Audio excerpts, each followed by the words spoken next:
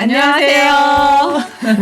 빈노플 유상입니다. 본격적인 여름을 알리는 유월이 시작됐습니다. 돈도 중요하고 일도 소중하지만 우리에게 정말로 필요한 건 잠깐의 여유와 진심을 나누는 시간이 아닐까 생각합니다. 하늘 위에 떠있는 별처럼 빛나는 순간을 함께하는 시간, 존재만으로도 충분한 여러분들과 함께 소소한 일상 이야기 네 번째 시간 시작하겠습니다. 오늘도 언제나처럼 제 옆에 마음의 소리 심리문화센터 소장님이신 박명 선생님 옆에 주고 계신데요. 안녕하세요.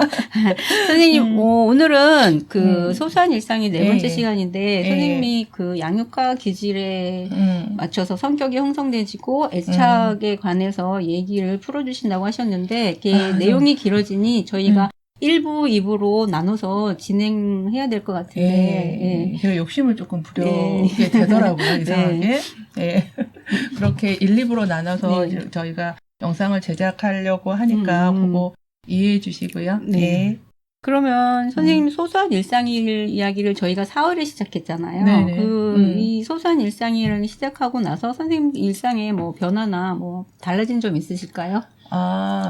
처음에는 제가 우리 빈노플 유상희 선생님이랑 이렇게 이런 컨텐츠를 한번 해보자 이야기는 작년에 나왔었고 하다 그냥 편하게 하자. 정말 진짜 그냥 일상 이야기 하자. 그렇죠. 그러면서 우리 얼굴도 보면서 할 수 있는 거를 하자. 이렇게 시작을 했는데 어느샌가 스물스물 부담이 되고 어느샌가 조금 뭔가를 알려드리려고 그럴 의도는 아니었는데 책임감이 생기고 막 이러다 보니까 어쩔 때는 마음이 무거워지기도 하고 어쩔 때는 다음에는 이렇게 소소하게 저희 주변에 계시는 이렇게 오랫동안 가게를 하시는 그런 분도 찾아뵐까 이러면서 유키즈처럼 조금 괜찮아지면 코로나 괜찮아지면 의자도 들고 나가볼까 이런 재밌는 상상도 하면서 근데 생활에 이렇게 스며들면서 활력도 됐다가 조금 무거워졌다가 소소한 일상 이야기가 제 마음속에 자리를 잡아버렸네요. 그런 것 같아요. 선생님은요? 저는 그냥 다른 거를 모르겠고 그냥 일상생활의 변화는 크게 없는데 제가 이렇게 50이 넘은 나이가 돼 보니까 제가 소녀였던 시절에는 이 50이 넘은 나이가 되면 되게 뭔가 크게 뭐가 되게 되게 대단할 줄 알았어요. 대단할 줄 알았는데 지금 제가 이 50이 넘은 나이를 살아보니 이 50이 넘은 나이가 약간 아주 나이가 많은 것도 아니고 뭔가 조금은 알고 적당히 또 모르는 애매한 나이가 되는 것 같아서 다른 거 생각 안 하고 이제 늦지 않아서 꿈을 이룰 수 있어 이런 생각 말고 그냥 여태까지 했던 것처럼 일상생활을 지내면서 앞뒤 가리지 않고 여태까지 못 해봤던 거 하나 정도는 하나 정도는 미련 없이 후회 없이 해보고 좋죠. 앞으로 저한테 시간이 주어진다면 그렇게 해보고 한 70대를 맞이해 보면 어떨까 이런 생각해요. 좋죠. 선생님 50대인데 70대까지는 한 3개는 하지 않을까? 그래요? 그러면 좋겠네요. 그럼 오늘도 역시 사연과 함께 앞서 말씀드린 양육과 애착에 대해서 소소한 일상 이야기를 이어나가 보려고 하는데요.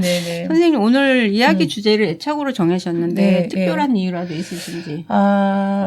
애착 제가 상담을 시작하면서 가장 많이 공부하면서요. 가장 많이 이 부분에서 마음으로도 울고 걸어다니면서도 울고 또 우리 엄마랑 나 관계를 생각하면서도 울고 또 내가 내 아이를 생각하면서도 그렇게 눈물이 나와서 제가 가장 많이 울었던 시절이에요. 애착을 공부할 때 아동 상담, 영유아기 상담, 그래서 이어지는 청소년 상담까지를 공부를 할 때 제가 그래서 아동 상담, 영유아기 상담만 새 챕터를 계속 들어서 한 학기 듣고 났는데 이게 마음이 진정이 안 돼서 또 신청을 해서 또 듣고 또 듣고 이런 식으로 해서 선생님한테 굉장히 의미 있는 저한테 발달 과정이 굉장히 중요했고요. 상담을 지속적으로 이어나가겠다라고 마음을 먹었었던 게 이 발달 과정이었어요. 그래서 저한테는 그래서 이 애착이 굉장히 중요하게 애착으로 남아있고요. 그래서 조금 오늘은 여러분들한테 우리 이렇게 소소한 일상 이야기 네. 들어주시는 우리 분들한테 조금 무거운 주제일 수는 있어요. 하지만 간과하고 넘어갈 수는 없는 부분이라서 제가 조금 오늘 욕심을 부려봤는데 혹시라도 이게 조금 제가 처음에도 이야기했지만 뭐 내가 전문가랍시고 뭐를 말씀을 드리는 게 아니라 제가 경험을 했고요. 제가 아이를 그렇죠. 키우면서 엄청 많이 울었어요. 그래서 울면서 살았기 때문에 네. 그러니까 엄마로서 네. 같이 나눌 수 있는 아줌마로서 좋은 주제가 될 것 같아요. 그래서 그렇게 꼭 해봤습니다. 그래서 1, 2부로 나눠서 진행을 좀 하도록 하겠습니다. 네. 네. 지난 3번째 시간에서 주 양육자인 엄마와 자녀 간의 이야기를 하다 보니 아이를 어떻게 양육해야 좋을지, 또 좋은 엄마, 또 좋은 부모, 좋은 양육자의 태도에 관해 질문 주시는 분이 많으시죠. 개인적으로도 많이 계셨고 저한테도 댓글 달아주지는 않았지만 맞아요. 영상 보시고 물어보시는 분도 계셔서 맞아요. 또 선생님도 그렇지만 저도 전문가는 아니지만 인생 선물로서 또 젊은 어머니분들이 많이 얘기를 해주시기도 하거든요. 그래서 어머니들이 가장 많이 하시는 질문이기도 해서 오늘 함께 이야기 나눠보면 좋을 것 같아요. 예, 맞아요. 그래서 저도 지금 뭐 기관들에도 나가고 상담할 때도 가장 우리 아동기를 보내는 이 청소년까지 보내고 있는 엄마들이 가장 많이 하는 질문이 나 좋은 엄마 되고 싶은데 좋은 부모는 어떤 부모인가요? 그래서 뭐 그 자기 한탄도 하시죠. 그렇죠. 네, 좋은 부모한테서 키웠어요. 좋은 뭐 이러시는 분도 계신데 그래서 자기는 좋은 부모 상으로 좀 아이들을 키우고 싶은데 잘하는지도 모르겠고 또 이거 어떻게 하면 좋을지 이런 거에 대해서 굉장히 많이 물어보시거든요. 근데 그것만으로도 내가 좋은 엄마가 되고 싶고 좋은 부모가 되고 싶어 하는 마음에 노력이니 그것부터가 시작인 거 아닐까 싶어요. 그래서 애착이라고 하는 것 자체가 특히 부부와 같은 양육자 또 특별한 사람과 형성하는 친밀한 정서적 유대 관계를 말하는 거잖아요. 네. 그래서 그거부터 이제 저희가 이야기를 나눌 건데요. 네. 선생님이 사연 도착했는데 그 사연 선생님이 좀 읽어주시면 그거에 대해서 같이 이야기해볼게요. 제가 그러면 사연을 읽어드리고 선생님 말씀 들어보도록 하겠습니다. 저는 중학교 1학년 남자아이를 키우는 엄마입니다. 저희 부부는 맞벌이를 해서 어릴 적에는 친정엄마의 도움을 받아 아이를 키웠고요. 초등학교에 들어가면서 학교 생활과 학원을 보내며 아이가 잘 따라준다고 생각했는데 초등학교 4학년 때부터 말도 듣지 않고 자기 멋대로 하려고 들고 핸드폰 게임 또 PC방을 가면 5, 6시간은 기본이고 어머니께서 속 썩는 날이 많아지고 아이랑 실랑이도 하는 날이 많아지다 보니까 아이와 관계는 더 안 좋아지고 또 아이를 어떻게 대해야 되는지 모르겠고 아이 마음이 뭔지도 모르겠고 그래서 이제 중학생이 돼서 사춘기도 올 것 같은데 아이랑 더 사이가 멀어지고 통제가 안 되는 이 상황이 올까 봐 걱정이 많으신 것 같아요. 그래서 이 어머님은 직장 생활을 하시면서 아이를 키우시는데 그렇죠. 엄청 어려우실 것 같고 보내주신 사연을 감사드리고 어머니 고민이 많이 되시겠는데 선생님 이런 고민을 보내주셨는데 어떻게 들으셨어요? 직장 생활하면서 우리 워킹맘이라고 하잖아요. 직장 생활하면서 아이를 키운다는 게 실은 직장 생활에서도 소홀히 하면 안 되고 또 가정도 돌봐야 그렇죠. 되고 또 아이를 잘 키워내는 게 또 엄마들의 또 소명이다 보니까 되게 힘드시죠. 근데 그런 건 있어요. 그 아이하고 직장 생활을 하면서 저도 이제 워킹맘이었다 보니까 내가 내 공부한다고 내일 한다고 아이를 소홀하는 거 아닌가? 아이를 희생시키는 거 아닌가? 하는 그런 또 그 워킹맘들이 가지고 있는 죄책감이 있어요. 만나다 그러니까요. 보면. 세상을 사는 데는 슬픈 일도 있고 기쁜 일도 있고 힘든 일도 있는데 그 중에서도 아이를 키워내는 게 제일 힘든 일이 아닐까. 이걸 뭘로 설명해야 될까 싶어요. 그러니까요. 그래서 엄마들이 그런 말씀을 많이 하세요. 이제 좀 그만둬야 되지 않을까 싶다. 특히나 언제 그러냐면 요즘 지금 어머니처럼 초등학교 고학년 올라가고 중학교 갈 때 엄마들이 그 갈등을 되게 많이 하세요. 그 전까지는 아이들이 통제가 좀 되고 엄마 말을 좀 들어주고 되게 귀엽고 사랑스러운 아들이었는데 네. 딱 초등학교 4, 5학년 넘어가면서 이제 입에서 XX 나오고 땡땡땡 나오고 막 그러면서 됐다고 막 이러고 문 쾅 닫고 들어서 잠궈버리고 이럴 때도 있었어요. 그런데 제가 항상 어머니한테 말씀드리는 게 그때 밖으로 나가야 됩니다. 지금 들어오시면 안 됩니다. 절대 들어오시면 안 됩니다. 그런 말씀을 드리거든요. 근데 저희가 일을 하다 보고 또 직장 다니신 워킹맘들 이야기를 들어보면 그때가 있어요. 근데 마찬가지인 것 같아요. 선생님은 이제 아이들 일도 하시고 하셨지만 아이들을 전적으로 케어하는 일을 더 이렇게 중요하게 여기셔서 더 그것에 비중을 두셨잖아요. 예. 선생님도 밸런스 맞추려고 쓰시는 거 아는데, 워킹맘이나 전적으로 아이들을 케어하는 엄마나 같은 고민이에요. 그쵸. 예. 그러니까 내가 직장 생활을 해서 아이들한테 소홀한 것 같다고 하시지만, 집에서 아이들만 전적으로 케어하는 엄마들도 내가 이러는데도 불구하고 왜 아이는 이럴까 맞아요. 하기 때문에 고민은 같아요. 근데 내가 아이를 내 일 하느라고 아이한테 소홀했다라고 하는 엄마의 그 죄책감이 좀 죄책감 같은 게 있으시더라고요. 근데 아이들은 또 그 성장 과정에서 겪어내야 되는 아이들만의 일이에요. 엄마 때문이 아니라 일하는 엄마 때문이 아니라 그래서 성장 과정을 그냥 쭉 따라가 주시면 되는 거고요. 그러다가 보면 우리도 별별 일이 다 생기잖아요. 그렇죠. 별별 일이 다 생기는 것처럼 아이들한테도 세상의 경험 속에서 별별 일들이 생기는 중인 거예요.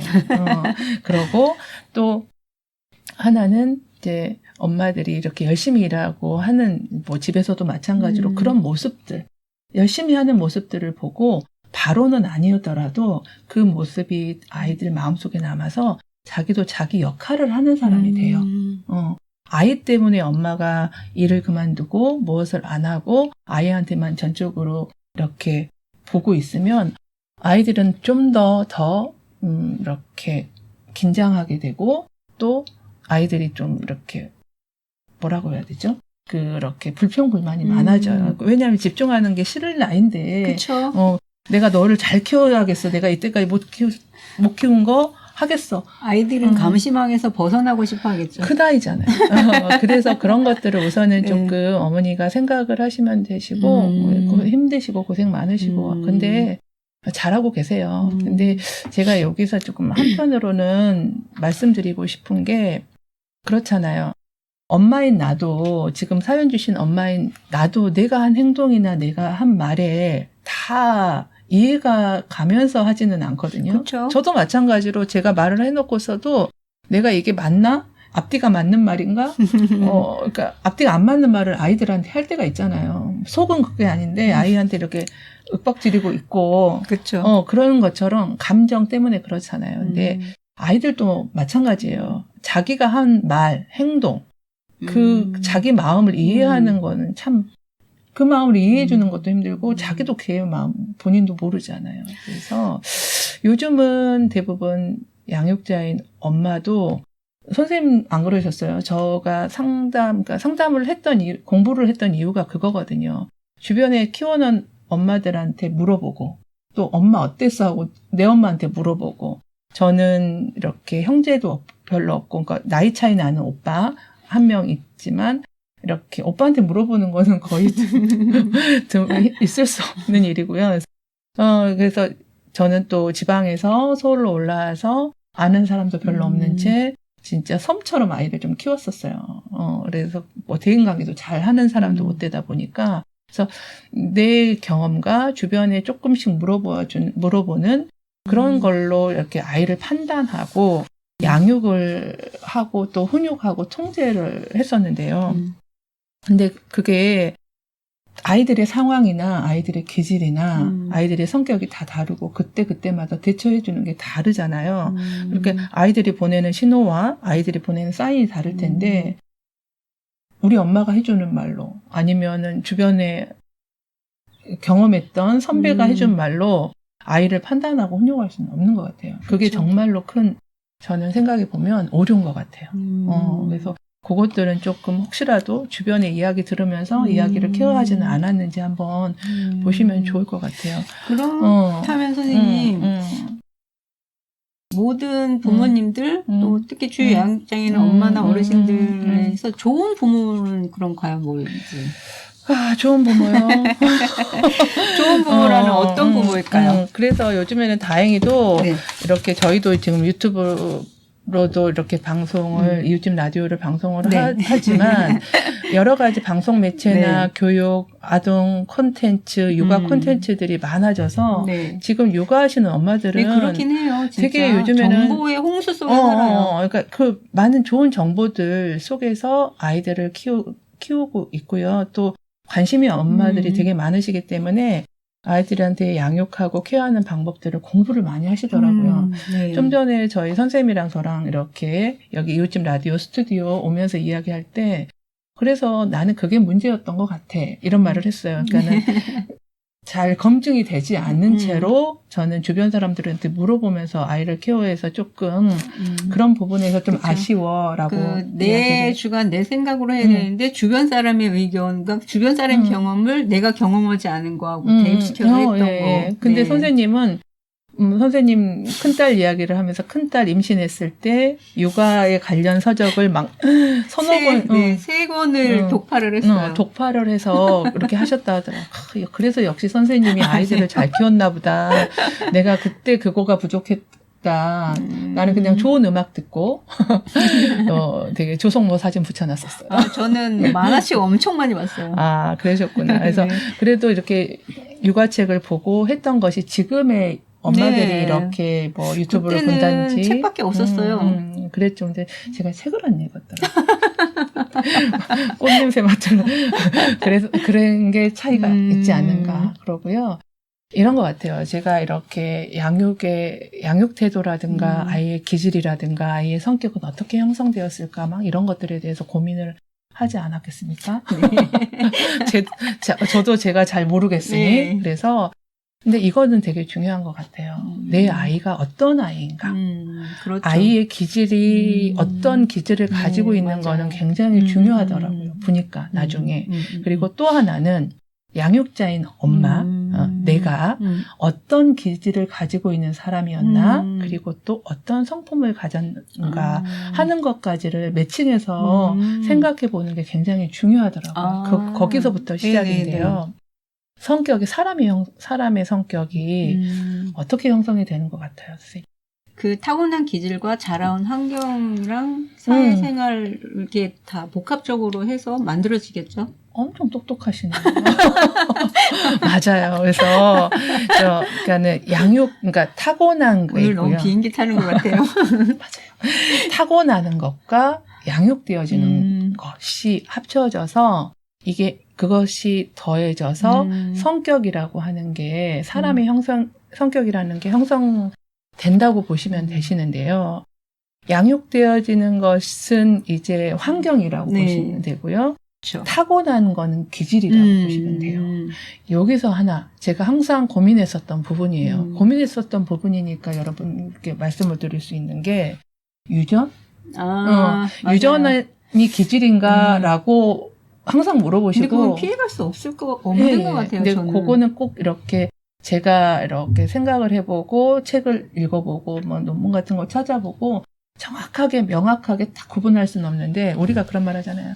누구 닮아서 내가 이래 뭐 이러면서 그 유전적인 소양을 그렇게 갖다 붙인단 말이에요. 선생님이 싫어하는 부분 그렇게 귀신같이 닮을까요?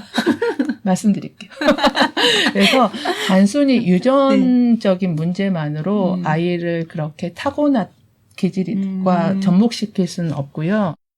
생물학적인 요인을 기질이라고 하는 부분이 있고 또 생물학적 요인과 또 하나는 태아기 때 형성이 되는 거. 그래서 저희가 그렇게 태아기 때 태교가 중요한 거고요. 그리고 태교뿐만 아니라 태아기 때 환경이라고 하면 태아기 때 그때 엄마의 정서 상태, 그 가정의 환경, 남 부부와의 관계가 좋았는지 되게 그런 거. 그리고 또 하나는 그때 내 주변에 이렇게 힘들게 하는 스트레스 요인이 없었는지도 많이 울었어요. 그런 거. 그게 이제 태아기적 환경이고요. 플러스 신생아의 그런 경험이에요. 아이가 그러니까 신생아 때라고 하면 언제냐면 태어나서 0세부터 12세 때에 엄마와의 주고받는 그런 밀착, 애착 이런 것들이 합쳐져서 기질이 되는 거예요. 그래서 그러면 또 유전 우리가 누구 닮았다 뭐 이러면서 지적하고 하던 것과는 이제 구별을 좀 하시면 그래야 되겠네요. 네, 그런 구별을 하고 나면 진짜 그 말을 안 하는 게 그래야 될 것 좋을 같네요. 게 없어요. 네. 근데 저희 어렸을 때 너무 많이 듣고 자랐어요. 너무 많이 듣고 자랐거든요. 그렇기 때문에 네. 그거에 대한 또 아이가 이렇게 뭐라고 하냐면 아이가 가지고 있는 이렇게 수치심이 있어요. 그러니까 얘는 잘못이 없어요. 그렇게 명명을 지어버리는 거죠. 그거는 안 하는 게 좋을 것 같다라는 말씀을 드리고요.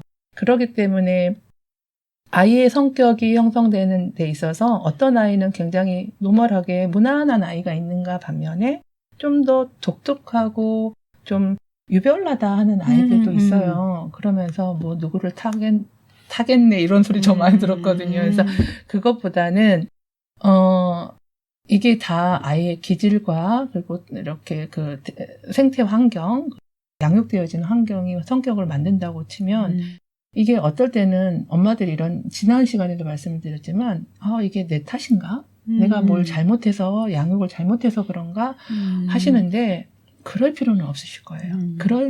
그렇게까지 깊이 들어갈 건 없고 이런 환경에서 이런 아이가 뭐 유전적인 소양과 여러 가지 것들을 가지고 그럴 수밖에 없는 환경에서 자라서 아이의 성격이 만들어졌으니 이 아이의 성격은 이렇게 형성이 되었구나, 형성이 되어가는 거나를 알아가는 과정이죠. 명명 짓고 규정 짓는 게 아니라 우리는 쭉 양육을 하면서 키워내잖아요. 그러면서 이렇게 따라가 주는 것이 좋을 것 같고요.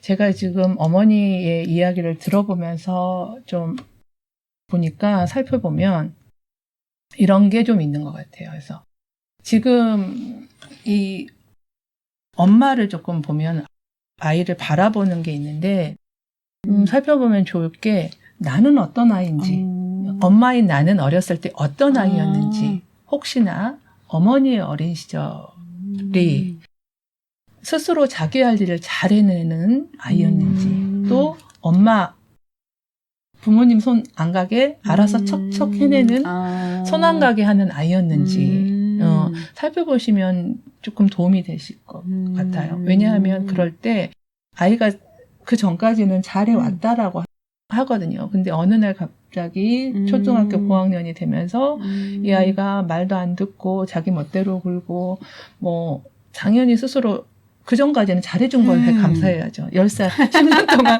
잘해준 것에 우선은 감사를 해야 되는 거고. 그렇군요. 그런 거고.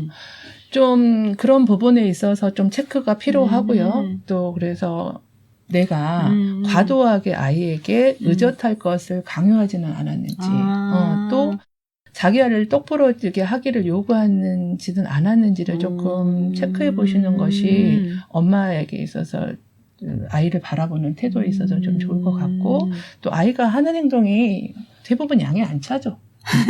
어른들 눈엔, 엄마들 눈에는. 그리고 그렇지만 하지 말아야 할 행동을 하면서 선생님이 아까 하신 말씀이세요.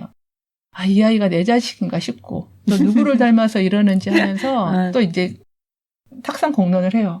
누구 불러놓고 야 누구 닮은 것 같지 않아? 누구 끄집어내고 싶은 사람 있잖아요. 그래서 꼭 닮지 않았으면 하는 것만 꼭 닮았다고 꼭 집어서 지적하고 그러니까 관대하고 수용적이고 있는 그대로를 아이의 기질 그대로를 성격을 받아들여주기보다는 이렇게 통제하고 조금 수용적인 모습보다는 배타적인 모습으로 우리들이 변해가더라고요. 그러니까 여기 말씀하신 우리 사연 주신 어머니뿐만 아니라 저도 그랬어요. 선생님 안 그러셨어요?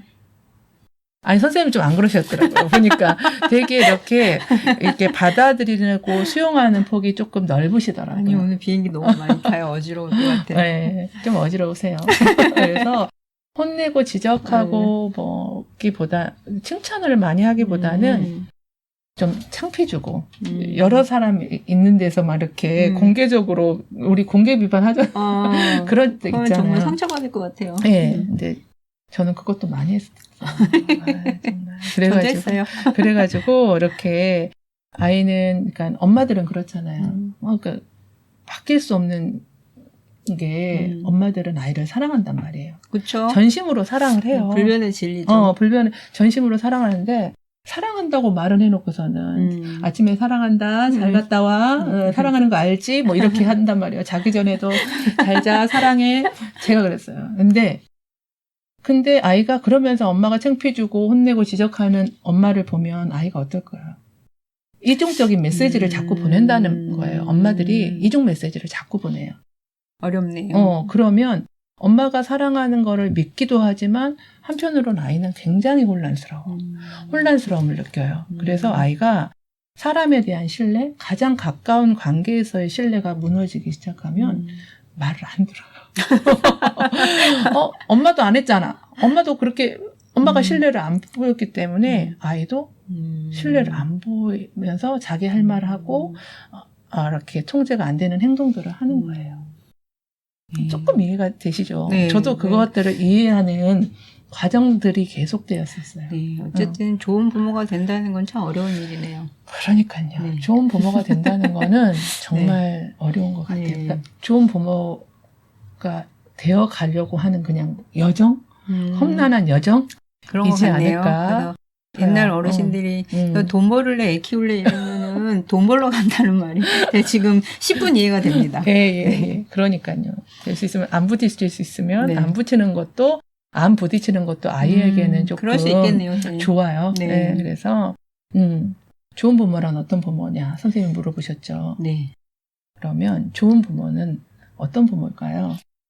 저 같은 경우는 제가 아이들을 키웠을 때 경험을 지금 생각해 보면 예민한 관찰력, 또 민감한 반응력, 거기에 대해서 그리고 또 적당한 거리두기. 저는 초창기에 아이들 제가 어려서 엄마가 됐을 때는 아이들을 야단도 치고 싶고 뭐 매를 들고 싶고 뭐 이런 심지어 컴퓨터도 부셔버린 적이 있었는데 선생님이요? 네, 제가 그런 적이 있었는데 그게 다 소용없는 그리고 또 뭔가를 알고 공부를 하기 시작하면서 저는 제가 이 심리학 쪽이나 이런 쪽에 발을 디딘 계기가 초창기에 그 미술심리치료사라는 프로그램이 있어서 접수를 했는데 왜 선무당에 사람 잡는다고 좀 뭔가를 알게 되니까 저도 막 뭘 하고 싶은 거예요. 그래서 맞아요. 저희 아이들한테 그려보라고 그랬어요. 네, 그려보라고 했어요. A4 용지를 주고. 저는 그거는 안 했어요. 그랬는데 저희 큰 아이는 구획화를 그리고 작은 아이는 사람 얼굴을 그렸는데 눈, 코, 입을 안 그린 거예요. 그래서 저 충격받았잖아요. 그래서 그때부터 정신 차렸어요. 선생님, 지난번에도 충격이라더니. 네, 충격받았어요. 그래서 저는 아이들한테 내색을 한다기보다 저 혼자 많이 뒤돌아서 생각하면서 뒤돌아서 울고 뒤돌아서 생각하고 뒤돌아서 그러니까요. 뭐 하는 게 좀 많아요. 좀 알게 되면서부터 참 반성하면서 겁대가리 없는 짓을 했어요. 눈물 흘릴 일들이 참 많더라고요. 네, 전 많이 울었던 것 같아요. 그러니까요. 그래서 선생님이 처음에 말씀해 주신 것처럼 이론적으로는 이렇게 선생님이 말씀해 주신 게 맞는데 또 실생활에서 이렇게 안 되더라고요. 접촉하면서 하다 보면 내가 경험했던 것들이 그대로 또 나오면서 나는 우리 엄마한테서 이런 거 하는 거 하지 말아야지 하는 행동을 또 하게 되고 이런 것들이 좀 이제 제가 1, 2부로 나눠서 좀 했으면 좋겠다 했던 이유가 그래요. 이게 길게 가야 될 것 같네요.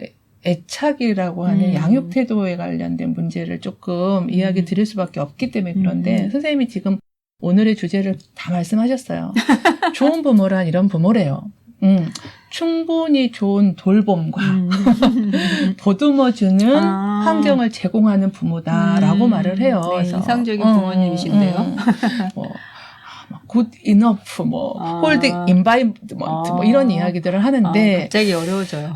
근데 이게 쉽게 말하면 안정되어 있는 안정된 환경, 안정감 있는 환경과 받아들여주는 수용적인 태도의 부모를 말하는 것 같아요.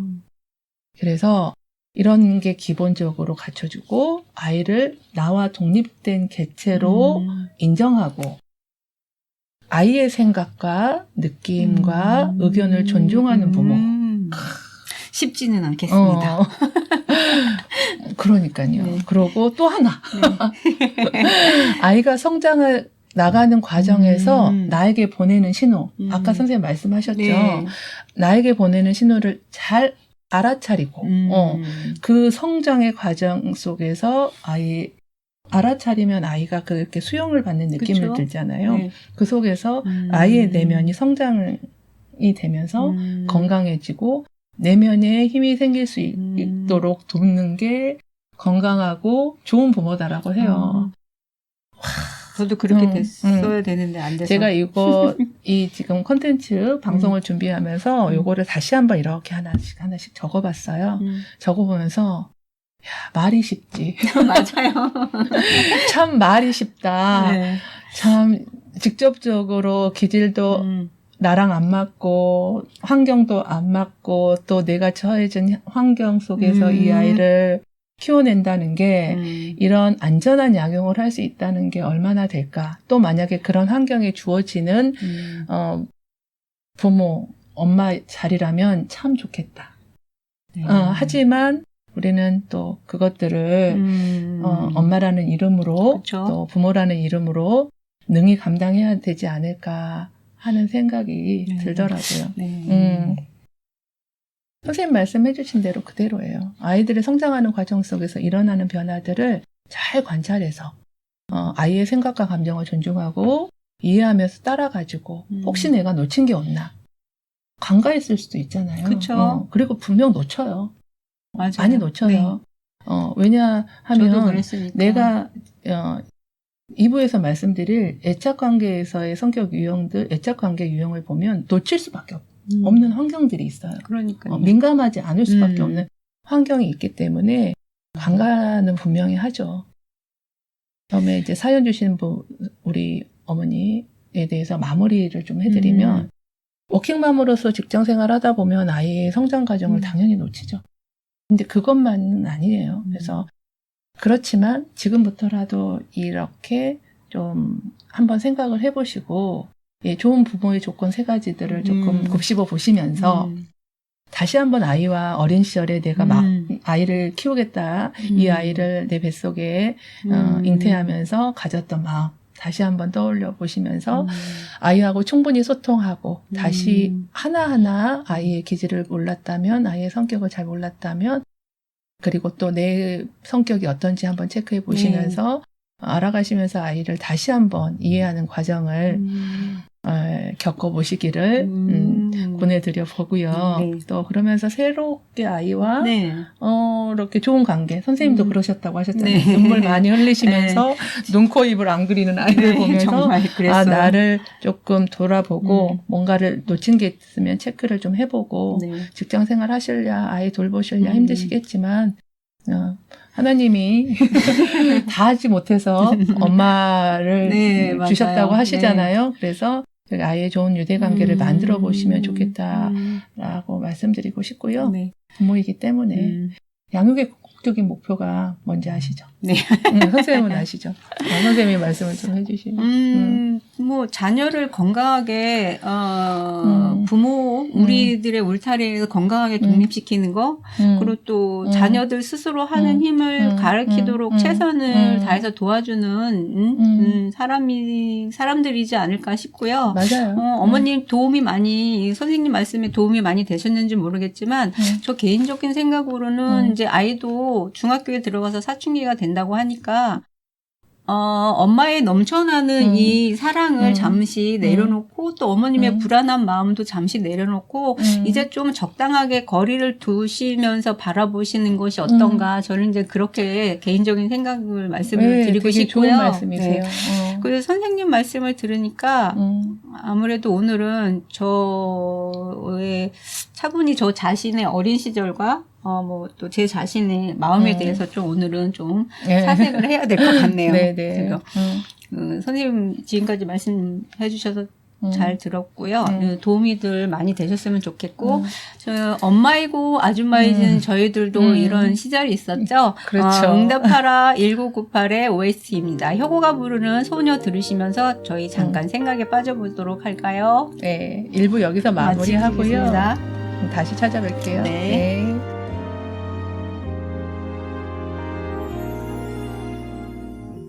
내 곁에만 머물러요.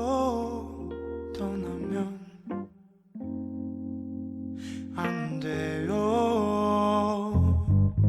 그리움 두고 머나먼 길 그대 무지개를 찾아올 순 없어요.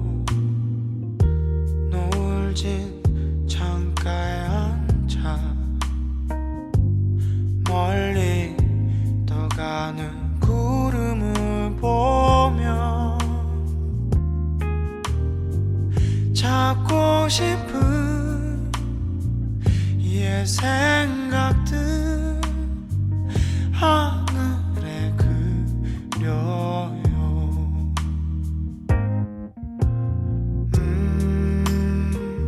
불어오는 차가운 바람 속에 그대 외로워 울지마.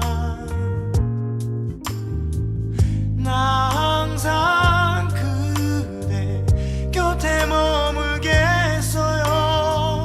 떠나지 않아요.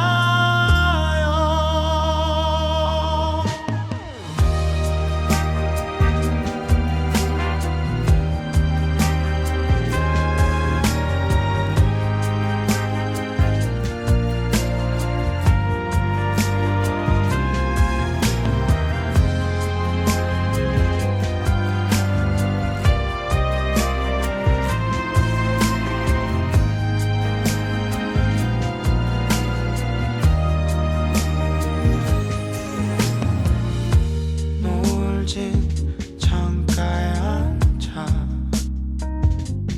멀리 떠가는 구름을 보며 찾고 싶은 옛 생각들 하늘에 그려요.